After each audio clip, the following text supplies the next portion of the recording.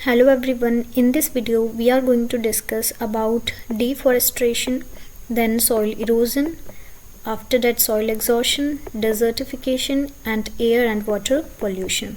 इन सभी टॉपिक्स को हम इस वीडियो में डिस्कस करेंगे। सबसे पहले है डिफॉरेस्टेशन।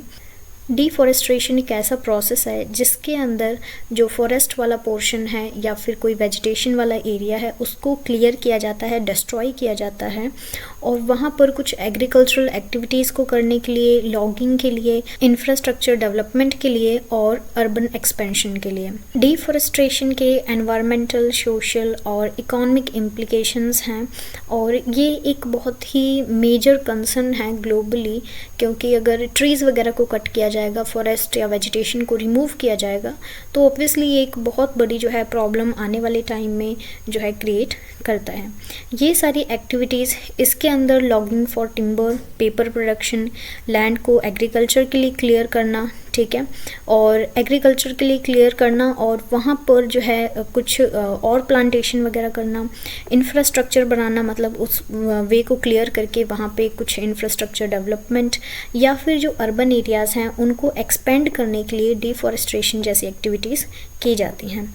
डिफॉरेस्टेशन के अंदर जब ट्रीज़ को रिमूव किया जाता है तो उसकी वजह से काफ़ी सारे फंक्शंस के अंदर डिसरप्शंस आते हैं, जैसे कि हैबिटेट लॉस, वहाँ पर जितने भी जो प्लांट्स हैं या जितने भी एनिमल्स वगैरह वहाँ पर रहते हैं सो उनका लॉस होगा। साथ ही soil erosion, disruption of water cycle and increased green house emission, so ये सारी प्रॉब्लम्स हमें देखने को मिलती हैं। फॉरेस्ट कार्बन सिंक्स की तरह काम करता है और जितने भी जो कार्बन डाइऑक्साइड है उसको ये एब्जॉर्ब करता है और स्टोर करता है।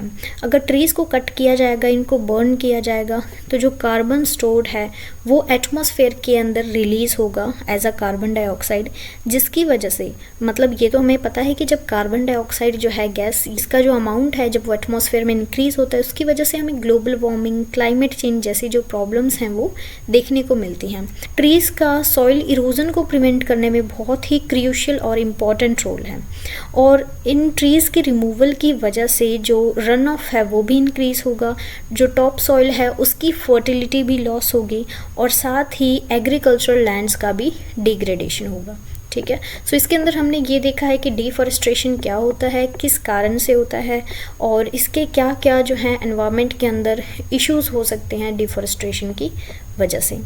Next is soil erosion. Soil erosion एक नेचुरल प्रोसेस है। इसके अंदर जो सॉइल के पार्टिकल्स हैं वो एक प्लेस से दूसरे प्लेस पर मूव करते हैं, ठीक है। हाँ, लेकिन सॉइल इरोजन जो है कई बार ह्यूमन की एक्टिविटीज़ की वजह से या फिर नेचुरल फैक्टर्स की वजह से भी एक्लीरेट होता है, मतलब बढ़ता है, ठीक है। सो ये एक बहुत बड़ा एनवायरमेंटल इशू है। इसकी वजह से जो सॉइल है उसकी क्वालिटी भी कम होती है और इसके काफ़ी सारे डेट्रीमेंटल इफ़ेक्ट, डेट्रीमेंटल का मतलब होता है हार्मफुल, इसके काफ़ी सारे हार्मफुल जो इफ़ेक्ट्स हैं वो हमें लैंड, वाटर और पूरे इकोसिस्टम के ऊपर दिखाई देते हैं।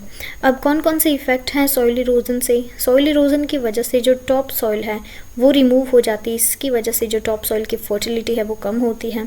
साथ ही जो एग्रीकल्चरल जो प्रोडक्टिविटी है वो भी कम होती है, क्योंकि टॉप सॉइल जो है वो काफ़ी ज़्यादा रिच होती है न्यूट्रिएंट्स के अंदर।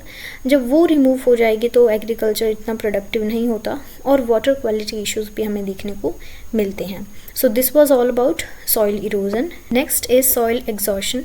इसके अंदर जो एसेंशियल न्यूट्रिएंट्स हैं, जो इम्पॉर्टेंट न्यूट्रिएंट्स हैं सॉइल के अंदर, उनका डिप्लीशन होता है, वो ख़त्म होते हैं और जो सॉइल है वो एकदम जो उसकी सॉइल की मतलब फर्टिलिटी है वो कम हो जाती है और वो सॉइल प्लांट की ग्रोथ को ज़्यादा सपोर्ट नहीं कर पाती, ठीक है। ये तब होता है जब क्रॉप्स को कंटिन्यूसली ग्रो किया जाता है और न्यूट्रिएंट्स का रिप्लेनिशमेंट नहीं हो पाता, ठीक है। सॉइल एग्जॉशन नेचुरल प्रोसेस से भी हो सकता है या फिर ह्यूमन के इंटरवेंशंस की वजह से।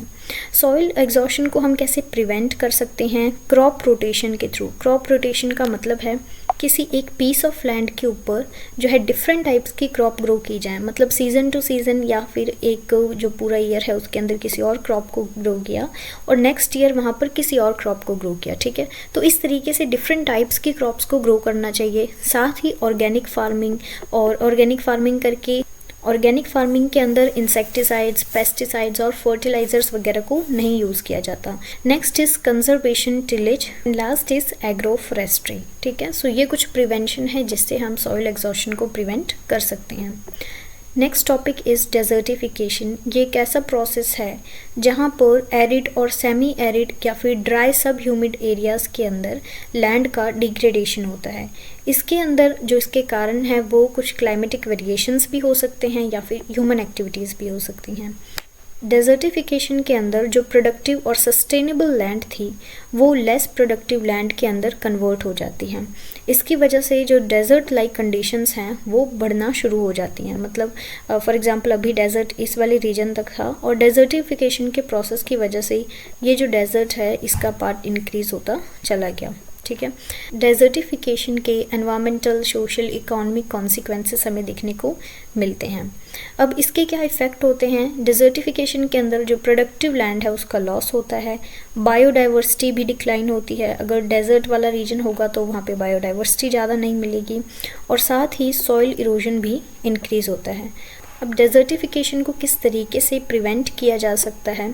Date is sustainable land management, afforestation और रीफॉरेस्ट्रेशन।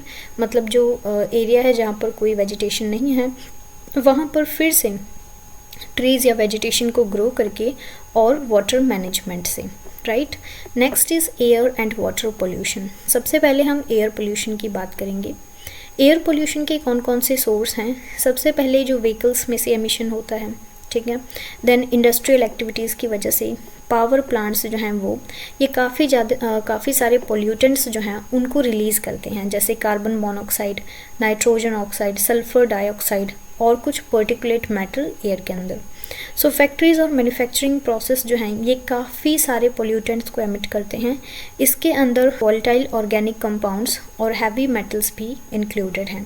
और एग्रीकल्चरल एक्टिविटीज़ जैसे कि एग्रीकल्चर के अंदर फर्टिलाइज़र्स और पेस्टिसाइड्स को यूज़ करना, इसकी वजह से भी काफ़ी सारा एयर पोल्यूशन होता है, क्योंकि ये फर्टिलाइज़र्स और पेस्टिसाइड्स अमोनिया और बाकी केमिकल्स को रिलीज़ करते हैं। ठीक है, एयर पोल्यूशन के क्या क्या हमें इफ़ेक्ट्स देखने को मिलते हैं? That is respiratory and cardiovascular issues. इसकी वजह से इकोसिस्टम को भी हार्म होता है, साथ ही जो वेजिटेशन है वो डैमेज होती है और एसिड रेन के अंदर सबसे ज़्यादा कंट्रीब्यूशन होता है और इसकी वजह से सॉइल और वाटर की क्वालिटी भी इफ़ेक्ट होती है।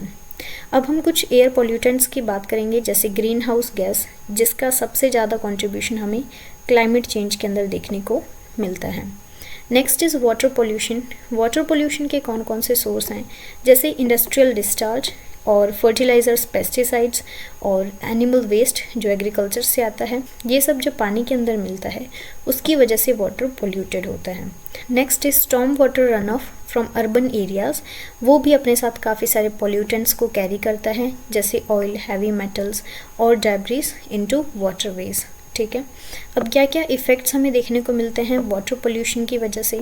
कॉन्टामिनेटेड वाटर की वजह से वाटर बॉर्न डिजीज़ हमें ज़्यादा देखने को मिलती है और साथ ही ये जो वाटर पोल्यूशन है ये एक्वेटिक इकोसिस्टम को भी, मतलब जो वाटर के अंदर जितने भी जो भी एनिमल्स ऑर्गेनिजम्स रहते हैं उनको भी हार्म करता है और साथ ही फ़िश वगैरह जो हैं उनकी पॉपुलेशन डिक्लाइन होती है और बायोडाइवर्सिटी का भी लॉस होता है और सेफ़ ड्रिंकिंग वाटर की अवेलेबिलिटी भी कम होगी।